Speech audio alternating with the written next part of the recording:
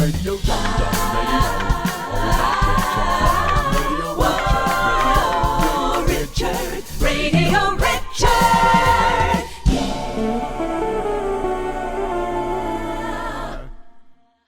I am so incredibly happy to have Carmine Miranda, who is a unique musician in so many ways. This is a guy who you think you know what you're going to get. It's not that, it's way more. And I was recently introduced to him because I was asked to write a piece for him, which was, a fantastic honor for me and tons of fun. So this is just a great opportunity for all of us to hear a great artist and also a guy. I mean, I have to start with saying what's really unexpected about you is this whole EDM raving crazy disco maniac. So tell me a little bit about, I'm going to start without the cello, just how did you get into EDM and tell me what you're doing with it, because it's unusual. Good morning, Richard. First of all, the honor is mutual, and it's such a pleasure to be on your podcast. So thank you very much for inviting me this morning. Yeah, that is a question that I do get asked a lot. Yes. Electronic dance music plus the cello. Where is the connection there? I think. I have to talk a little bit about my father, because my father was a collector of records. So he loved records. When he was younger, had a huge vinyl collection of everything you could possibly imagine. And so I was introduced to diverse musical styles. Actually, believe it or not, rock and roll first before I started actually knowing about classical music. And so, growing up, particularly in the later parts of the 90s, electronic dance music started becoming a popular or a more popular genre. Yes. During that time. And so it just kind of sparked my interest, because I also had, when I started music altogether, I just started with a little synthesizer, and I started music by ear, basically. I would just play by ear, and I love my synthesizers. And so when I would hear electronic dance music, I couldn't just believe what the amount of flexibility and what you could do with so many synthesizers at once. And so that's kind of what started my passion for it. But then as I became more knowledgeable in the realm of classical music, I started realizing that, wow, the differences are not that many. There are actually more similarities than differences, particularly electronic dance music, where it's all about there's a certain minimalistic quality to it, right? And a certain repetitiveness that changes meaning according to what harmonic progression you're choosing every time. And then, Yes. The whole thing about building tension, and then releasing, and then, these are values that are very similar to what composers have always done in the classical sense. Indeed. And so, I would like to pride myself for being one of those guys where musicians, where I don't necessarily look at music as a for a particular genre only, but for what it is. Yes. Well-written music is well-written music, Indeed. regardless of the genre. Absolutely. I worked for many, many years for the Pet Shop Boys. Oh, And I did loads and loads of records with them and lots of hits. But yeah. the interesting thing was they hired me to come in and put crazy orchestras over the top of the EDM. Because they were basically EDM, they were a disco artist. But what they wanted was, as you say, the possibilities of the dynamics and color of that. There's this monotonous beat going through, which is necessary for people to be on the dance floor. And we can't forget, I mean, I was around at the birth of the disco era, and I watched the guy, and I knew a lot of DJs, old style DJs, and they'd say, "Man, you know, if you want to get them on the dance floor, you can play all this crazy stuff and these remixes, but man, if you want to get them on the dance floor, just put on Earth, Wind, and Fire."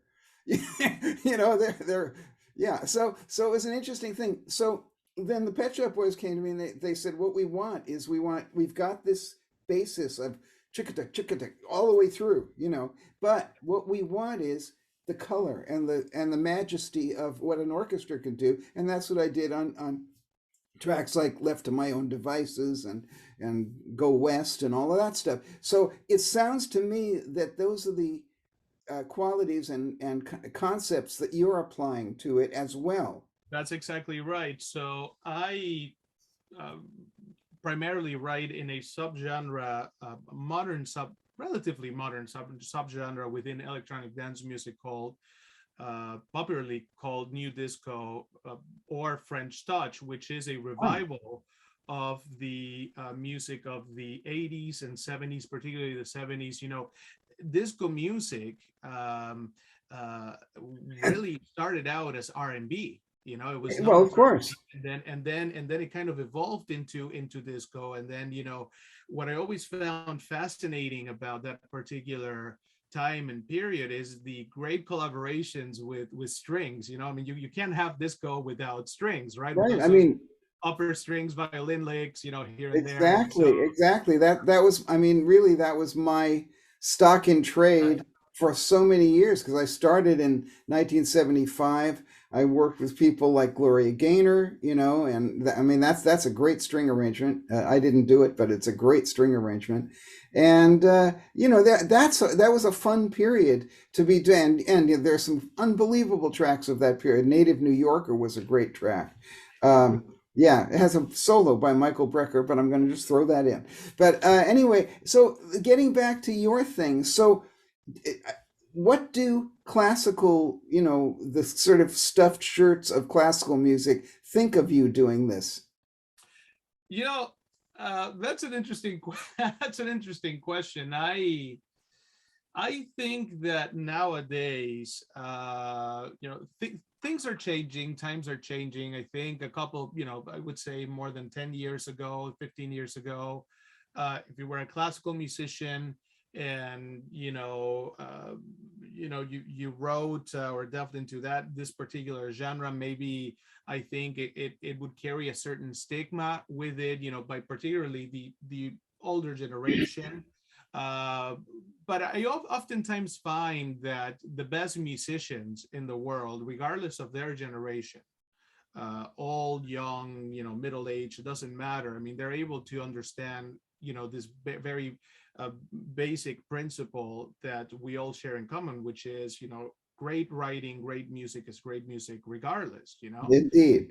And sometimes actually the best collaborations and the best collaborators and people that have been able to enjoy playing alongside have been the greatest listeners, and they have quite a pretty open mind, you know. So Yes.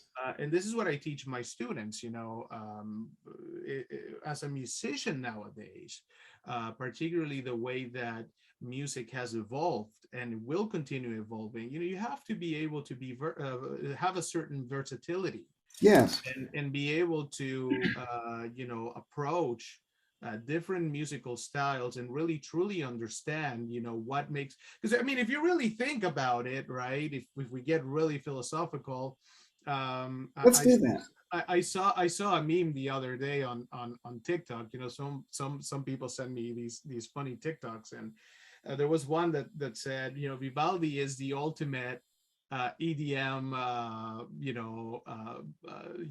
It's true. producer, right? Because I mean, like if you listen to Vivaldi, it's all about creating tension, Yes. boom, you know, build, and then again release of tension, so on and so forth. So Yes. again, these are principles that have been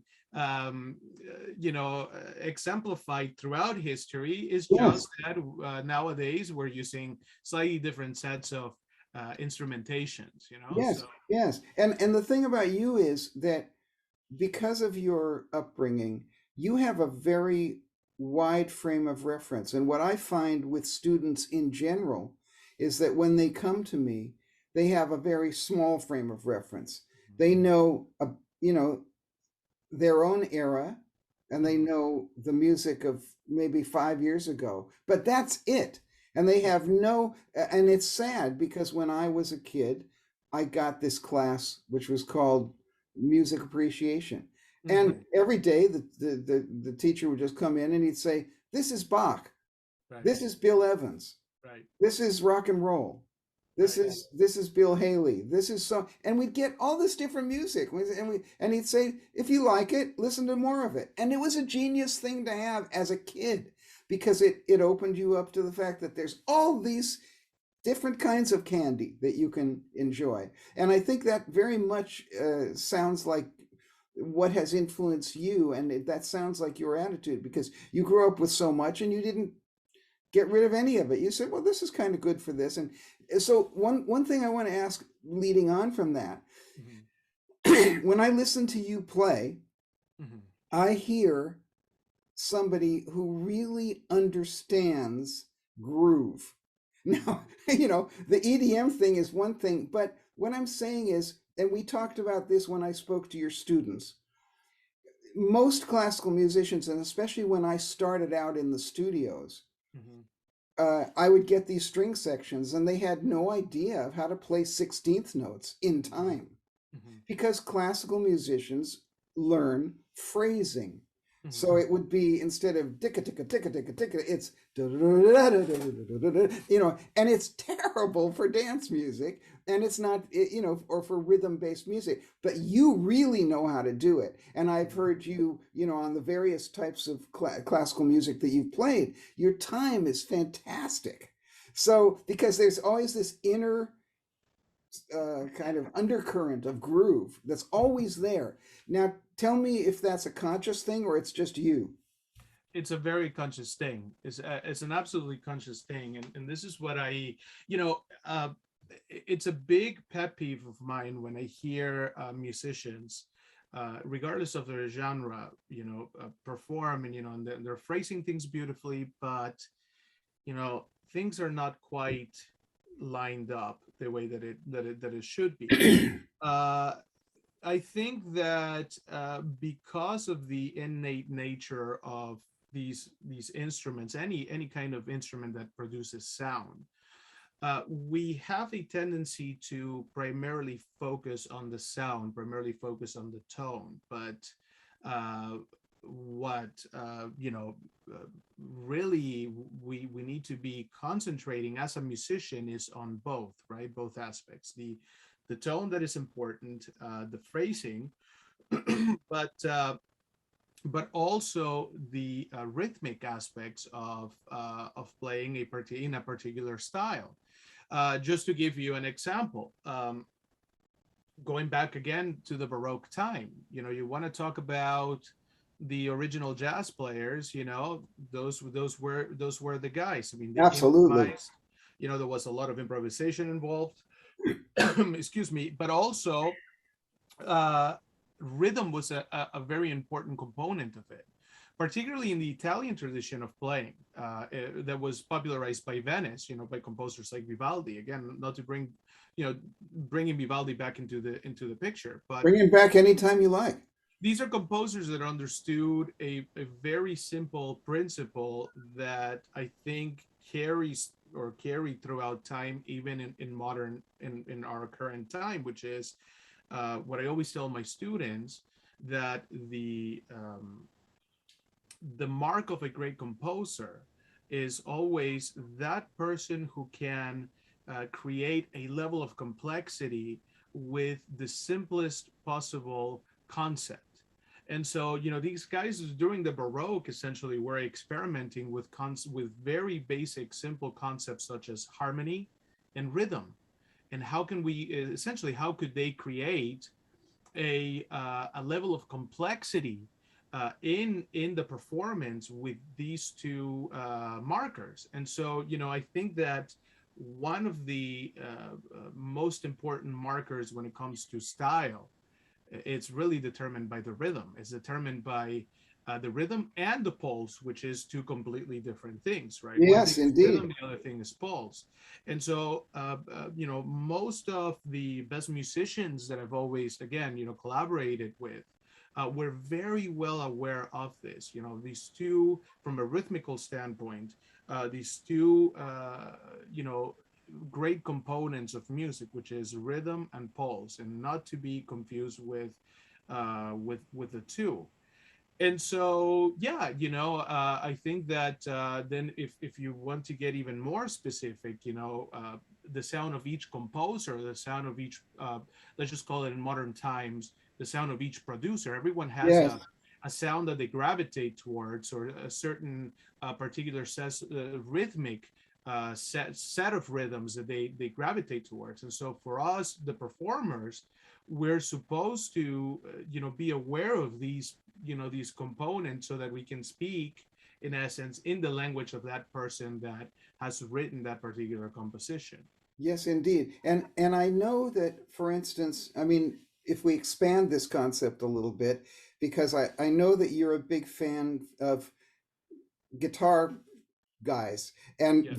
Yevgeny Malmsteen, who I pronounced wrong, but you know, for instance, I would love to hear you playing a little bit of Paganini in the style of Malmsteen. You know what I Well, mean? Because I think, think there's a relation between the two, don't you? yeah, well, yeah, of course. I mean, just to kind of essentially, you're absolutely right. I mean, the Malmsteens, the Steve Vais of of today, Yes.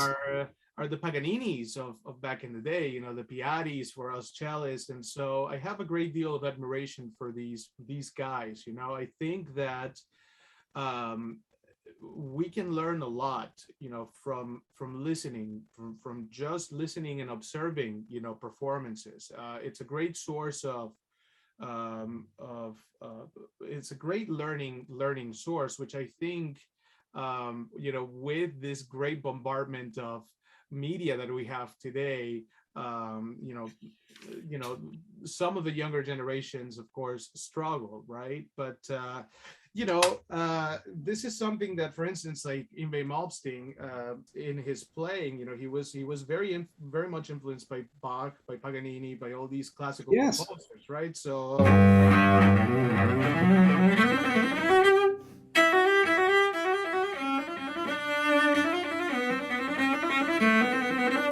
these little licks that he always uses, so it's all about those scales. It's all about those little licks Yes. that are all also very strong components of, compositionally speaking, of a composer like Paganini, for instance, right?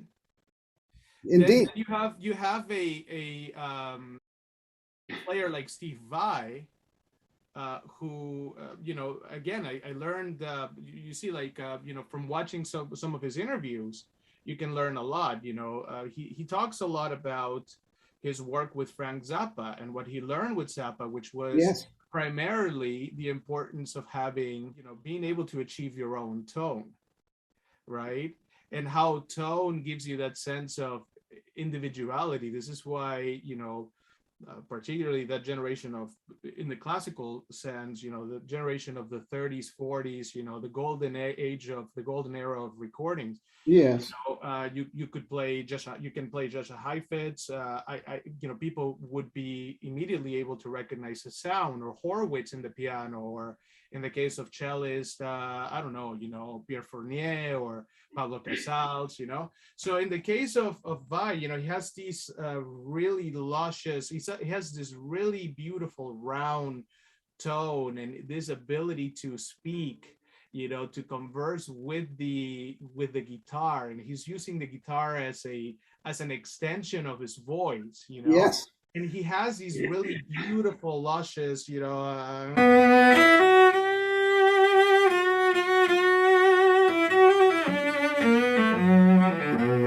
this really, and of course, cannot even attempt to get close to, such a great performer as Vi. But, he has this ability to really be able to sing, Yeah. which is something that actually I always try to teach my students. It applies to classical music as well, because these particular instruments, believe it or not, the guitar is a slightly older instrument than the violin family, if we go by technicalities, right? And Yes. so these instruments are distant cousins, you could call it, very, very distant cousins to the guitar, and they Yes. were primarily created to be able to replace the human voice. Yes. So what I usually try to teach my kids is that if a composer writes a particular phrase, and that phrase is meant to have a certain operatic quality to it, then the question that we should always ask first is, when it comes to interpretation, is how would the human voice interpret a phrase? For instance, the first movement of the Schumann cello concerto, right? It starts with a very sad operatic kind of influence, and so if I were to play the melodic line as for face value, it would be something.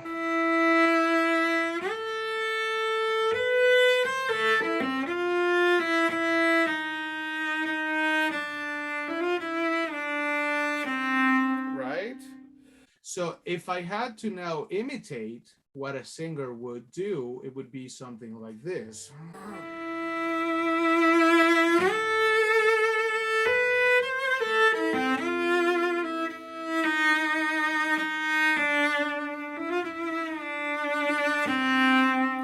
So two different. And on that subject of singing, let's take the example of Barry Manilow took the Chopin prelude in C minor, Yeah, and created the song "Could It Be Magic?" right. So now what I'd like you to do, just for fun, is take any melody by somebody like, for instance, could be Chopin, could be Puccini, and play that in the way that a great popular music vocalist like Barry Manilow would play it. Putting me on the spot right Yes, now. I am, and this is what I do to people. That's why they love me so much. Let's see. Let's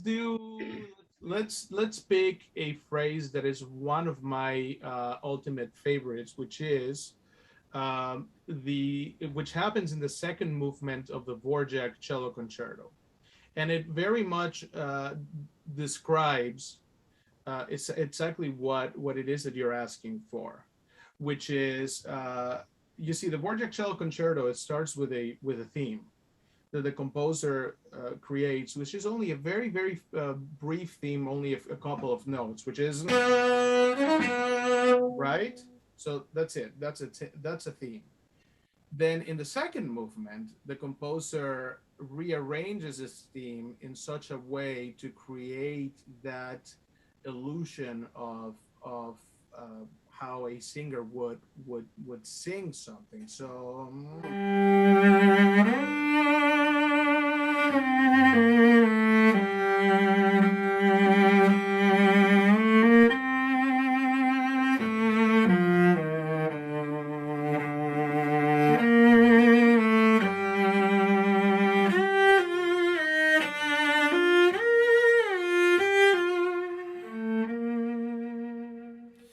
So I think this particular phrase really says it all, and it is really one of my favorite moments in this particular concerto. But you find this kind of phrasing pretty much in any kind of opera, Yes. opera works.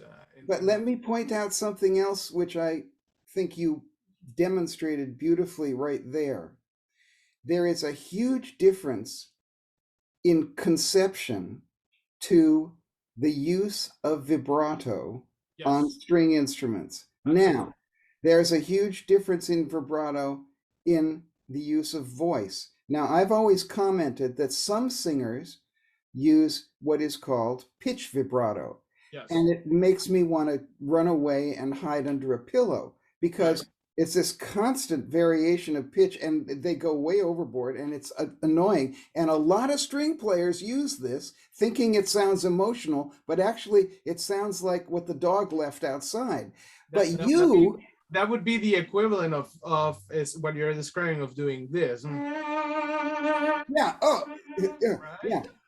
A very a And very fine line, right? but you now there's the other type of vocal vibrato is what's called, and it's been explained to me by singers, it's called pressure vibrato. In other words, it's volume, it's amplitude vibrato. So in other words, instead of getting lower pitch, higher pitch, lower pitch, it's going louder, softer, and it makes a beautiful sound.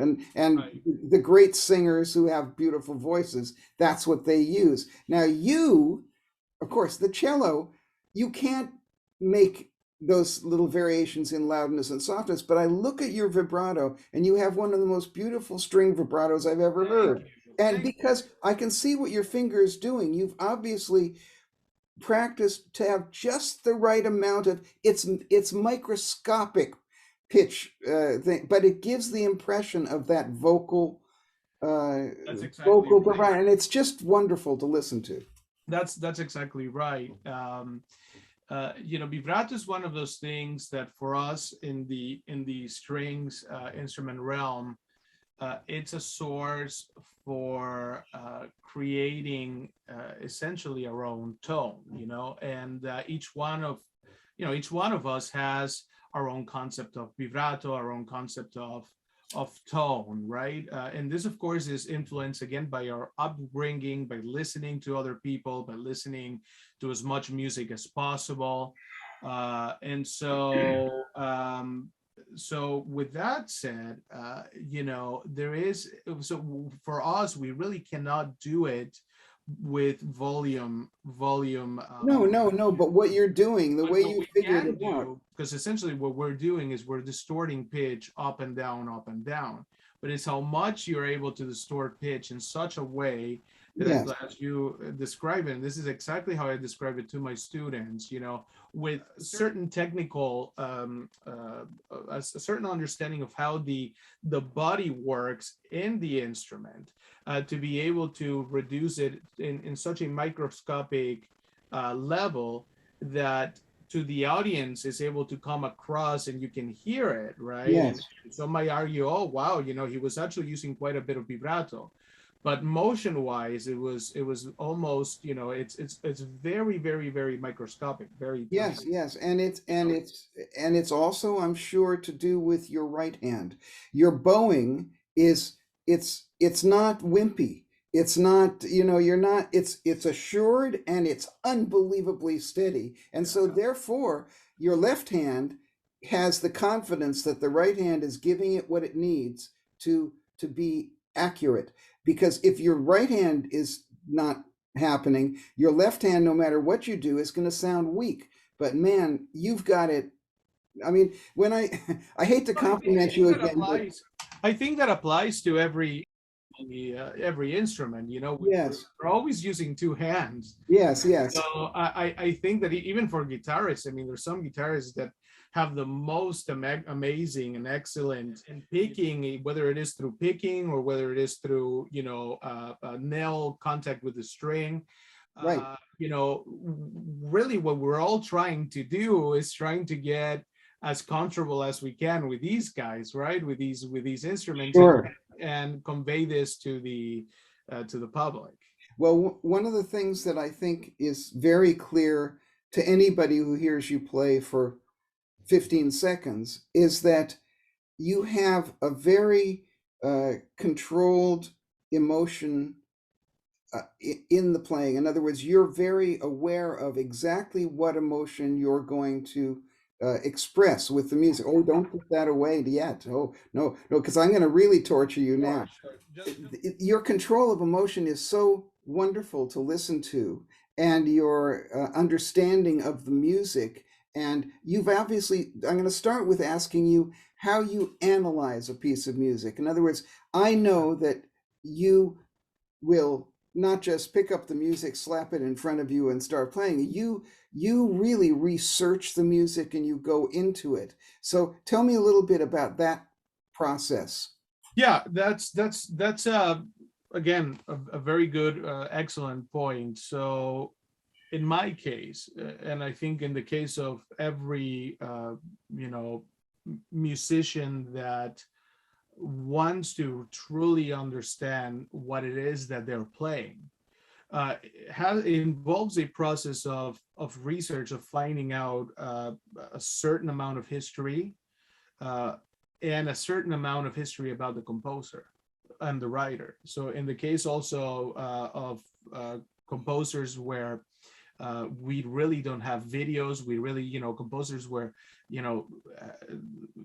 Baroque, classical composers, even some composers of the Romantic period that all we have is just written records, there is a certain historical research that has to be accomplished in order to understand, a certain principle, which is what I also like to tell my students, that regardless of the place and time, oftentimes a composer is influenced by their surroundings, by historical events that are happening, and also events that are happening, personal events that are surrounding the composer's life.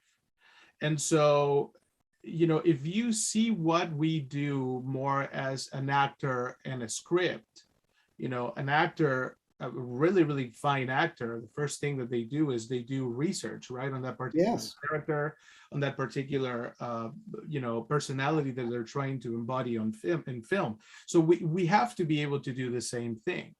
And so, yes, one of the first things that I do, even before, placing a finger or playing a note on the cello, is do a very heavy amount of historical research on these particular composers and try to understand, the psychology, right? The psychology of that particular person, because as human beings, we really haven't changed much historically, right? We keep doing the same thing over and over and over and over again. And we have the same habits, right? And so there is this kind of misconception, particularly in classical music, that we see these people as these two-dimensional pictures, in paintings, but we have to realize that they were alive, they were human beings at one point. They had feelings, they had issues, they had insecurities, who knows? So that's that, for those composers that we don't have access to in modern times, right? Access to being able to meet with them. Yeah, sadly, I don't have Bach on Radio Richard. Right, unfortunately, right? And so what we always have to ask ourselves as musicians is, what would Bach do, right? What would again, Chopin do? What would Haydn do? We have to be able to put ourselves in their shoes and ask always these questions. How would they like to hear this phrase, or this particular musical section? In the case of contemporary composers, it makes it a little bit easier because you can ask them, right? You can talk to them. Hey, tell me a little bit about yourself. Tell me about your life. What is the story? What kind of story are you trying to convey, through this particular composition, And so it makes it a lot easier in that regards, Yes, and that's an interesting point, because I'm really looking forward to coming and working with you on my piece. And one of the things that I enjoy doing so much is hearing from the player when the player says, well, you could do this line this way. Mm-hmm. Or what would it be like if I did this? Or what if I put the mute on for this section? Or, and then I turn around and say, wow, what a great idea. Or no, because X, but there's a dialogue. Now, you seem to create that dialogue yourself with the older composers who are long gone. Well, believe it or not, there is a way of being able to figure out these, because, again, that relationship between performer and composer hasn't really changed much. And oftentimes, regardless again of the time period, you're dealing with a very specific kind of mind, the composer's mind, the writer's mind. There's a certain creative process that happens, Yes. that as a performer, that relationship between performer and composer. Well, first of all, I have to begin by saying that performers and composers at one point were kind of interchangeable. Yes. A lot of performers used to compose, and a lot of composers used to perform. Yeah, Right? sure. Mozart, That Paganini, in all those modern guys. times in classical music split for some reason. It kind of just went into two separate directions. To have the performer that it's really working a ton of hours to be able to perfect certain elements of a particular composer, and you have the same happening in composition as well. With that said, what we have records where we can read about certain composers. You have composers that were very open-minded and accepting of, say, that the cellist in the time Yes. that was premiering a particular concerto, Yes. of their suggestions. Then you have certain composers that you have on record saying, do not change a single thing in my composition. I like it the way it is. In the case of we have, for instance, the Tchaikovsky's variations on a Rococo theme, in which the cellist that premiered the work changed the arrangement, and added a couple of things, of let's just call it the movements in between. Yes. Tchaikovsky got incredibly mad about this, Yes. Yes. so we have records, that kind of composer that takes pride in the work that he has done, wants his work to be respected, to be interpreted a certain way. Yes. There's not too much to it. This is exactly what he wants. Now, Yes. there's some composers that we know took a lot of some feedback. In the case of Shostakovich, let's just say, recordings, with Shostakovich Sure. playing, and then he would be playing with a cellist, but then he would be doing the same thing with another cellist, and you would have two very different interpretations. So this gives you a good idea of what Shostakovich was probably like as a person, and as also as a composer, and probably odds are that he was open-minded and respected the opinion of those particular performers. Right. And his opinion may have changed when he said, "Hey, this guy is a very different player than the guy I used last month. I'd like to try it like this with him." Right. And I'm sure that's very true. So when you're playing a classical piece of something that was written in the 1700s, Mm-hmm. you have to open yourself up to the possibility that if you were standing there with the composer, he might see you and say, "Hey, Carmine, it would be really hip if you did it this way." And because you have to, because that's the way. And it's the other question I've always wondered about is tempo. Now, I've heard classical pieces played at wildly different tempos on records. That's really, I suppose, down to the conductor a lot. But how do they choose tempos, or how would you choose tempos? Like, for instance, a piece Bach. Do we really know what tempo he did his stuff at? So that's a very good question. So there are different schools of thoughts when it comes to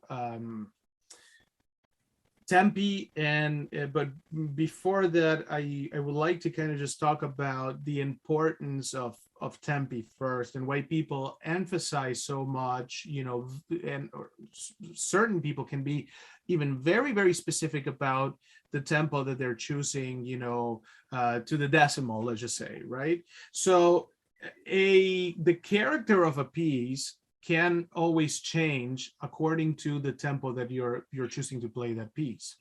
So it changes. Let's just for the viewers, it changes meaning. A faster piece is not going to have necessarily the same kind of meaning as a slower piece.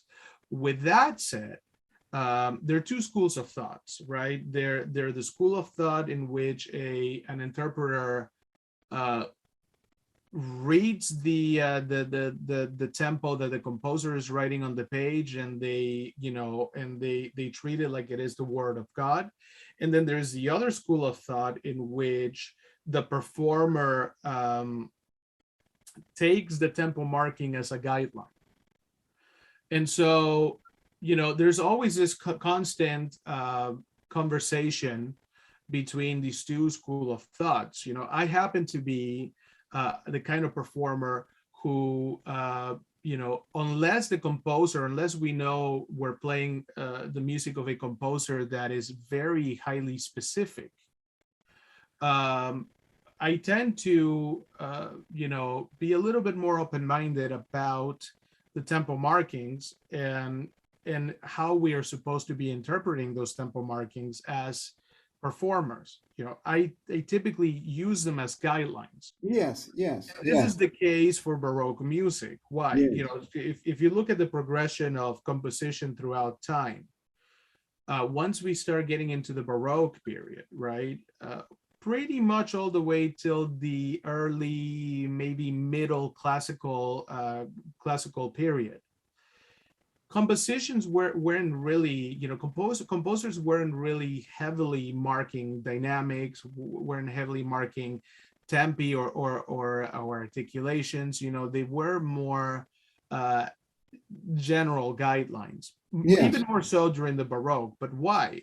The reason is because these composers understood that the performers would have a certain level of insight to be able to read in between the lines and to be able to understand, based on the melody, based on the harmonic writing that the composer is writing, there is a certain understanding of, okay, this particular harmony, this particular tempo feels good at this particular harmony and melody feels good at this particular tempo. Yes. And so, most of the time, those really, really great composers, even during the Romantic era, we can say, there are those composers that were not very specific about tempo markings, but for a very good reason. And this is the reason, because they were expecting the performer to be able to understand. There is a certain obvious component about how they're writing a piece, what kind of material that they're writing, where the inclusion of tempo becomes a little bit more obvious. Start getting into 20th century work, serialistic music. Yes. That's when things get a little bit more precise. Why? Because composers during this time were going through an experimental process, compositionally speaking. Indeed. And so they were experimenting with concepts of precision of sound. There's a certain precision of tone that is required, extended techniques that require a certain kind of, so the emphasis is given towards precision, where before the emphasis was given more towards interpretation. Yes. And then if you add the other component into the mix, which is the same thing that you just said, which is, we could be playing, I could be playing a piece for you, and you might have a particular idea of how you want this piece to sound under my fingers. But if another cellist were to play this piece, maybe you might hear a different way, and you might realize, hey, sure, I can also hear it this way. Yes. Well, one of the things that you've said a lot, but one of the things that you've said is that music is a conversation. Yeah. And I really love that, because music is a conversation between you and the composer. It's a conversation between you and your fellow musicians who are playing it. Right. It's a conversation between you and the conductor. So people, I think, you've pointed this out, that people lose sight of that. And once you realize that, it's more of a human thing. Yeah. Going back to the principle that, these instruments were created to replace a human voice. We don't have lyrics, right? Yes, exactly. All we have is notes, is musical notes. There was this switch historically where music went from being primarily vocal, or the emphasis was vocal, to instrumental. And so,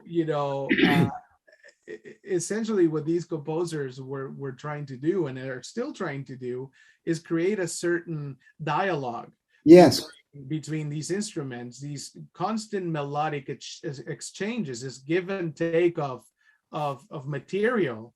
Right? That we see this displayed not only in classical music, but and we see it in rock and roll, we see it in jazz, we see it in any other, even in electronic dance music, believe it or not. So yeah, that's a very good point, and this is a very important thing to always be aware of as a performer, is that, without sounding super cheesy, is that we are essentially speaking a language, of course, when we're playing music, and that language needs to not only be intelligible, but we need to be able to to speak it and also listen at the same time. It's constant back and forth. And one of the things which I'm now going to actually ask you to pick up the cello, because I have a game which I make musicians play, and it's my goodness. And it's called the Happy Sad Game. Now the thing is, the way the Happy Sad Game works, and I can't wait to do this with you because you are such a brilliant expressor of emotion, is I ask a musician to take one melody, and it can be anything you like, some little well-known melody, 8 bars of it, whatever, and play it, the same melody, because I'm always interested in people talk about what is melody. I've just written a book called What is Melody? And so to take a melody and play it in completely different emotions. So I'm going to ask you to choose any melody, something 8 or 16 bars, something like that. And first of all, I want you to play it. Tell us what the melody is going to be, and then play it in an incredibly happy way. Let me pick something that might be very obvious for a lot of cellists. The first movement of the Haydn Cello Concerto in C major. So this is, again, C major. It can get any happier than this, right? Okay. The key of C. So.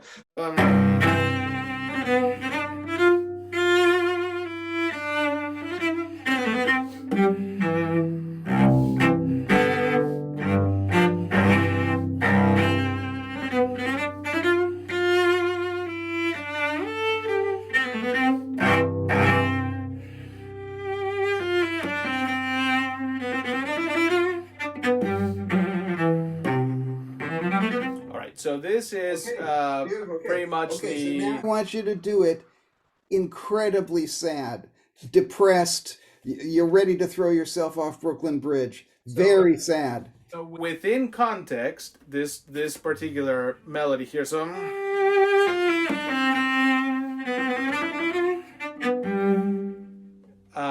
In a minor tonality.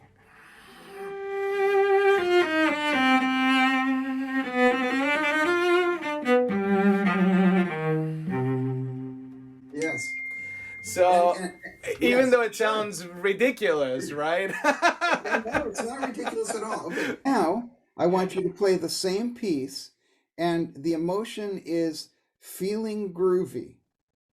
So I want you to play it with a kind of a groove, maybe even an EDM type of groove, but the same piece. Let's see if I can try.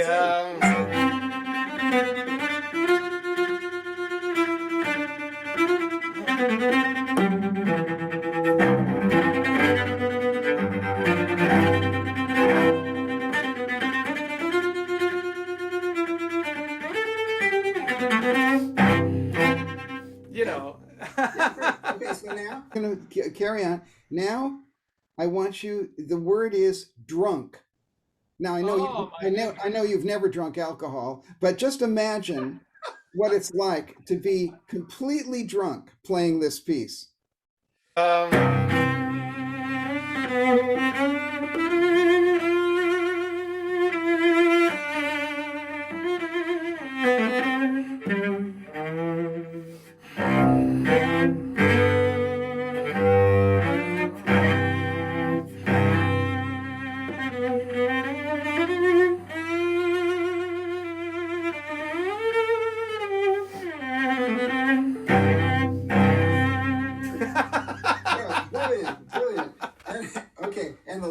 I'm going to do, and this is philosophical angst. Okay, so this is really deep. This is where tempo can make a huge impact. So this is a good example of.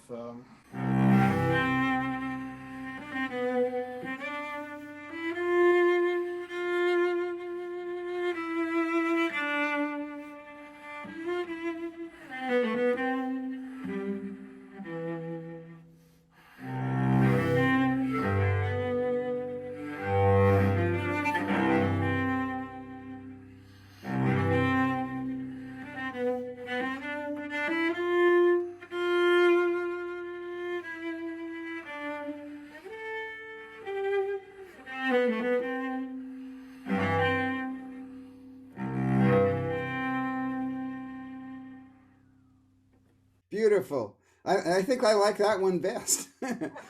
So that was the happy sad game, and you can use that with your students. It's a good fun thing to open up people's minds, and I love the fact that I've been able to show my Radio Richard audience some of the sonic possibilities and emotional possibilities of the cello, which is such a fantastic instrument and an even better instrument in your hands.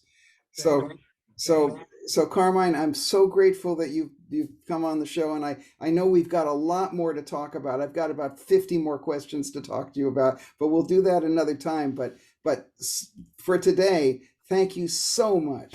Oh, it is my absolute pleasure, Richard. It is always good to see you every time. You know, we have so many things in common to always talk about. But yeah, this has been really fun. I love the game, and I hope that your listeners liked our conversation. And thank you again. Great, thank Carmine. you all of your listeners, and we'll catch up soon, some other time. Thank you. Fantastic. Radio Dum Dum Radio. Oh, is that Richard Niles? Radio Richard, Radio Richard. Radio Richard.